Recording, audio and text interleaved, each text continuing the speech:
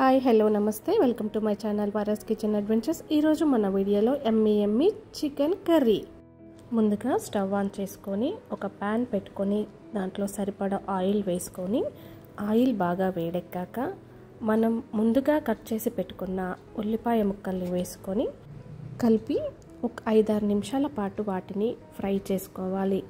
అలా ఫ్రై అయినాక మరొకసారి ఉల్లిపాయ ముక్కల్ని కలుపుకొని మరో 5 నిమిషాలు మూత పెట్టుకొని బాగా వాటిని ఫ్రై చేసుకోవాలి। అలా ఫ్రై అయినాక ఉల్లిపాయ ముక్కల్ని మరొకసారి కలిపేసుకొని బాగా ఫ్రై చేసుకోవాలి। అలా ఫ్రై అయిన ఉల్లిపాయ ముక్కలు మంచి బ్రౌన్ కలర్ వచ్చే వరకు ఫ్రై చేసుకున్నాక ఆ ఉల్లిపాయ ముక్కల్లో కొద్దిగా కసూరి మేతి వేసుకొని బాగా కలుపుకోవాలి।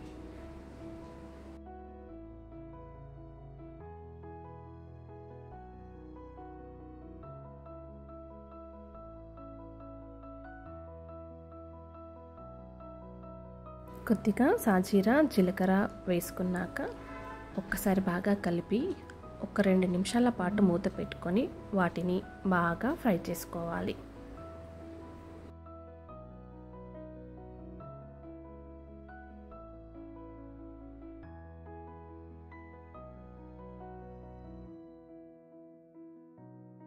అలా బ్రౌన్ కలర్ వచ్చేంత వరకు ఫ్రై చేసుకున్న ఉల్లిపాయ ముక్కల్లోకి కొద్దిగా అల్లం వెల్లుల్లి పేస్ట్ వేసి పచ్చి వాసన పోయేంత వరకు బాగా ఫ్రై చేసుకోవాలి।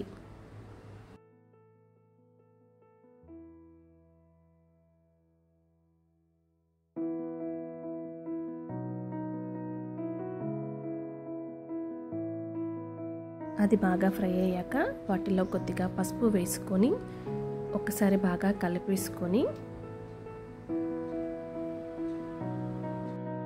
ఇలా ఫ్రై అయిన ఉల్లిపాయ ముక్కల్లోకి మనం ముందుగా కడిగి శుభ్రం చేసుకున్న చికెన్ని వేసుకొని దాంట్లో సరిపడ ఉప్పు వేసుకోవాలి। అలాగే కొద్దిగా ధనియాల పొడి, ఎండు కొబ్బరి పొడి వేసుకొని ఒకసారి బాగా కలుపుకోవాలి।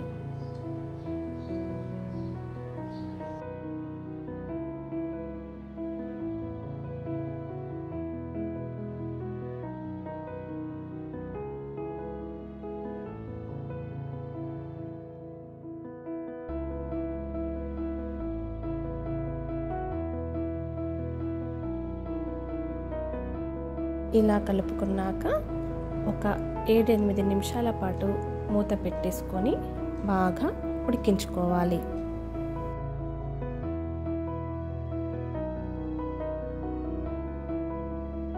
8 నిమిషాల తర్వాత మూత తీసుకొని ఒకసారి బాగా చికెన్ అంతా కలుపుకోవాలి।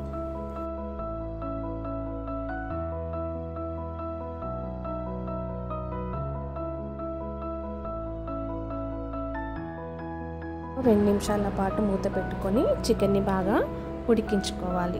ఇలా 70% ఉడికిన తర్వాత ఇప్పుడు మన చికెన్లోకి సరిపడా కారం వేసుకొని చికెన్ అంతా కలిసేటట్టుగా బాగా కలుపుకోవాలి। ఇలా కలుపుకున్నాక చికెన్కి మరొక 7-8 నిమిషాల పాటు మూత పెట్టేసుకొని బాగా ఉడికించుకోవాలి। 7-8 నిమిషాల తర్వాత మూత తీసి చికెన్ అంతా ఒక్కసారి బాగా కలిపి ఉడికించుకోవాలి।